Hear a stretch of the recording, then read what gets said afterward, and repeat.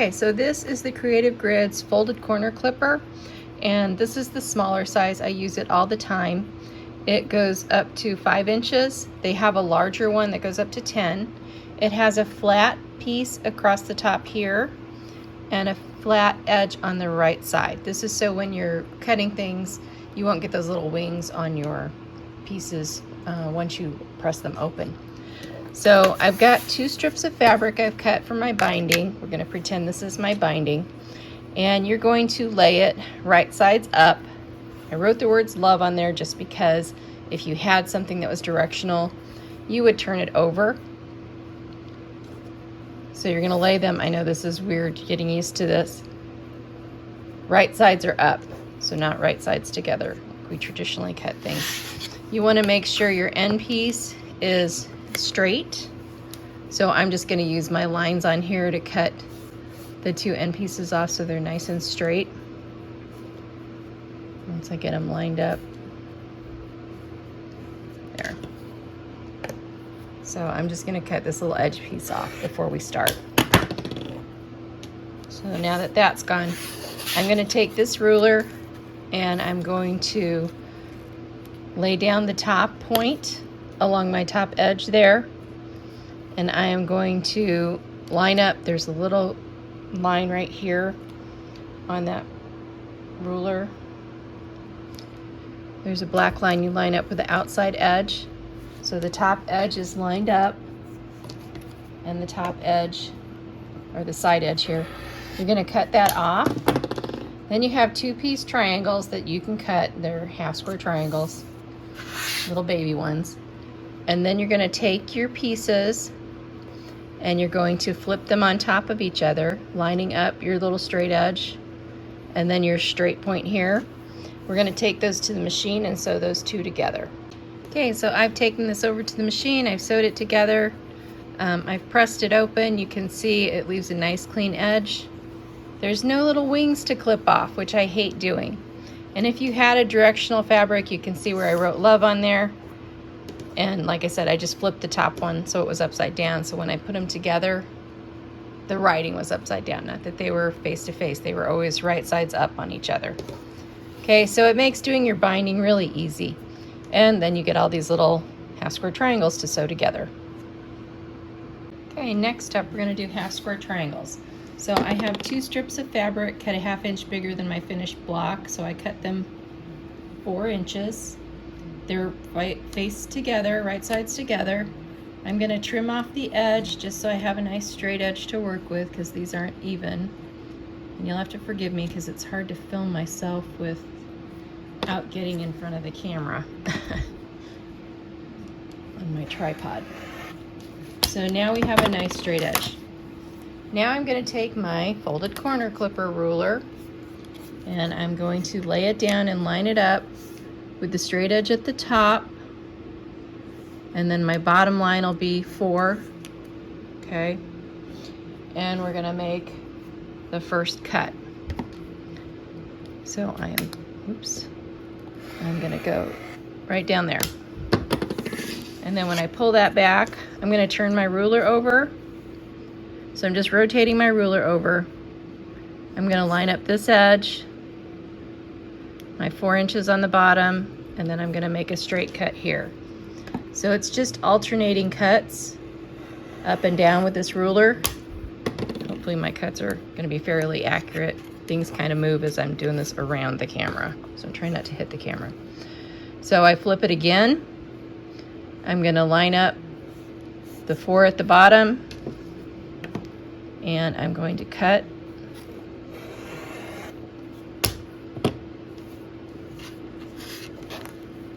Oops, I didn't get that all the way through. Okay, we're back. I finished that cut off so I could get around the camera and get over there and make the cut. So I'm going to line that up with the 4, straight edges lined up, and then I am going to cut this, hopefully without hitting the camera in a bad spot.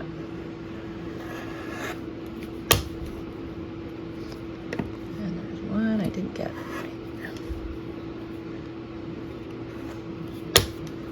Okay, you get the idea. I'm gonna have to cut that around the camera. Okay, so my next favorite tool is my little cutter when I chain piece. So I can just pull those across. Good use for your old rotary blades. So I've gone through, and all the triangles that I cut, I have stitched them together, and we'll talk about trimming them off in just a moment. Okay, so now I have my blocks sewn together, and I'm laying them down on my cut mat with the straight side from the top piece. And then you're going to take your ruler. This is before you press them open. You can see I pressed one of them open already because I've already trimmed it. But I'm going to take this ruler and I'm going to line up my seam allowance with the line there. And these were supposed to be 3.5 inch hash square triangles. So I'm going to line up the bottom at 3.5. We're lined up here. And then I'm going to come in here and I'm going to cut right across the top. So I'm going to get rid of that. And then I'm going to turn my mat a little bit so I can make this next cut easier. Sorry, don't get dizzy on the camera. So I'm going to turn my mat, and then I'm going to cut down the side. So I'm going to reline that up because it moved a little bit when I let go. So then I'm going to come here and I'm going to cut down that straight side. Okay? And what that does is then that gives me where I'm not trimming off those little bits after I press it open. So I'm going to do that to each of those blocks, and then I'll press them open and show you. You know, like I said, if I open it up now before I press it, you don't see those little wings. I hate cutting those little wings. Okay, our next block is Flying Geese, and we have our 3.5 by 6.5 rectangle, and then we have our 2 squares that we're going to put down. And you know that you draw the line and then you stitch. I'm going to use the ruler to cut, and then we'll stitch. Okay, so you want to lay this down so it is lined up, so right sides together. Grab my right ruler, and I am going to line up the top edge here, the side edge, and I'm on the 3.5, and my outside edge is lined up, and then I'm going to make my cut, and then I'll go sew that. Okay. Okay, so I've taken that to the sewing machine, I've stitched it, I've pressed it. Look, there's no wings, so I like that. Now I'm going to lay my other one on top and line that all up, and take my ruler, and I need the seam to come in this way, so I'm going to line it up on here. So my angle's going the right way.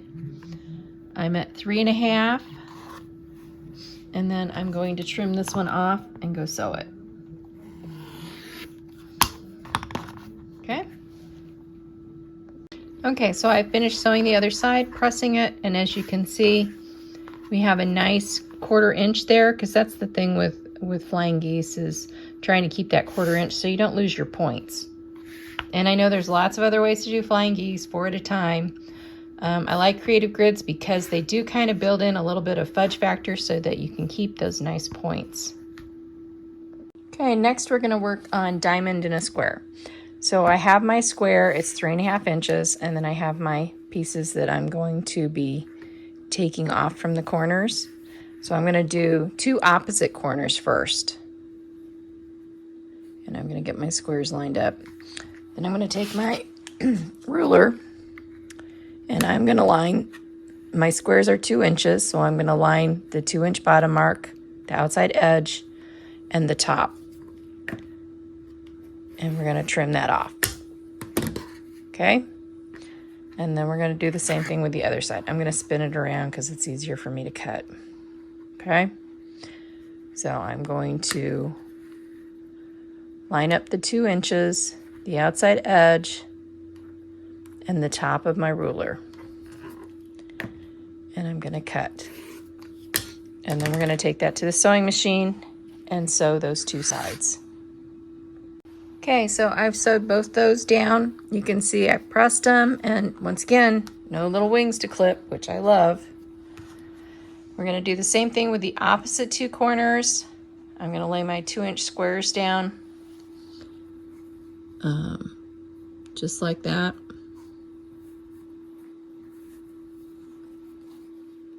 And just like that. I'm going to take my lovely ruler and I'm going to line up the outside corner, the bottom, and the top of my ruler. I'm going to cut that off. And look, more triangles to sew. Yikes. And then once again, I'm going to turn it around to cut just because it's easier for me working over the camera. But I am going to line up my outside edge on the two, the bottom edge, and the top. And I'm going to make that cut. Okay, then we're going to go sew this. Okay, so you can see I've sewn the other two on. I've pressed them. Once again, I have no clipping. You've got your diamond in a square. And you have nice area when you're sewing, when you're seaming. You've got almost your 1/4 inch there. You could do a scant 1/4 inch and make sure you miss those points. Okay, that's another reason why I like the Creative Grids rulers, because they give that little bit of extra. Okay, my last one, we are going to do the snowball block. So I have my 4.5 inch square and I have 2 inch squares that I'm going to put in the corners.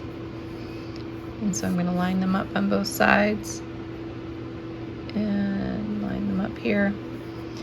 And then I'm going to take my corner clipper ruler and I'm going to line up my two at the bottom, my line at the side, and then my edge at the top of the block. Okay, so once it's lined up, I'm going to take and trim that triangle off, and then I can move around and do my other ones. Okay, so you can choose to do them all at once, or you can cut them and sew them. It's really up to you. But I'm just going to get them laid out on there so I can go ahead and cut them all right now. Okay, so they're laid out. Once again, I'm going to turn my mat. Hopefully it doesn't hit my camera. So just make sure that your angles are going the right direction for your snowball block. When you look at your snowball block, you know, all the angles should be going in towards the outer edge. And you can always draw the line and look and see if it looks, you know, funny. They're going to come up to the top. So line up the side, the bottom, and then the top. And you're going to cut. I think I've gotten a nick in my ruler. So then we're going to go around and do the same thing on the last two. Okay, and then I will take this over and it's going out of your vision. Okay, so I just flipped it over so it's back in your field of vision. Got everything lined up, and we're going to cut off this corner. And then I'll do the last one and sew them, and I will be back. Okay, so I have them all cut. I'm going to take and go sew them. If you're worried about them falling off or whatever, you can put a pin in to hold them till you get to those sides. Whatever you're most comfortable with. I usually just stick a pin in. It's not that big deal to pull it out when I'm sewing. And then I leave the last one without. Okay, so I have finished sewing down all 4 of those little triangles. I've pressed them. Once again, there's no little dog ears to clip, so I really like this. And I've got the other one set to go. I've done 3 sides and just have one last one to do. And that's it. So you can do a lot of things with this ruler. That's why I like it. Okay, trimming tip, if you start sewing all your little pieces together, like I do, sometimes I get crazy and decide to sew them. I'm going to take and I'm going to cut these down to 2 inches. So I'm going to line up the seam allowance and then my 2 inch at the bottom. And then I'm going to trim off that excess. So that'll get rid of the little wings. I think this is how I put a nick in my blade, trying to come at it from the, yeah. Okay, so let's see if I got that cut. Yeah. Okay, so now, once you do that, you're just gonna flip it over, okay? And